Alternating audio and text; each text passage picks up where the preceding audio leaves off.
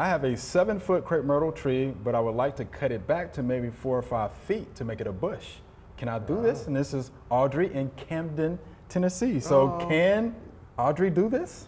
Well, yes, Audrey can do this, yes, but he can do it. Yeah. But you know, there's a big push. A lot of big crepe myrtle trees are just kind of like hacked off, and they just look ridiculous. And what do we call that? Crepe murder. Crepe murder. Yeah, yes, crepe murder. Yes. And okay.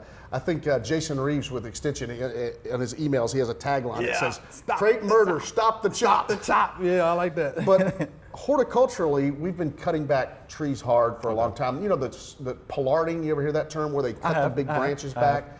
And so horticulturally, there's nothing wrong with it, but aesthetically, it just looks awful. You know, we like to have that nice shape on a crepe myrtle, you know? Sure.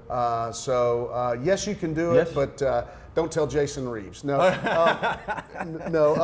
I mean, I see Jason's point. You know, these big crepe myrtles look wonderful when they're tree shaped with, you know, but when you chop them, they just look kind of a little bit ridiculous. And they also send out a lot of water shoots, you know? They sure do. So, they sure do. So anyway, just see if you can live with it unless it's growing. You're better off pruning canes out at the bottom that you want to get rid of instead of chopping the top. Right. I was gonna, say that same thing. So yeah, that way you can get a 4 or 5 foot bush. Yeah. Or how about next time, dwarf? They have dwarf crepe myrtle. Yeah, right plant, right place. Right plant, right place. Yeah. Thanks for watching. If you liked it, subscribe.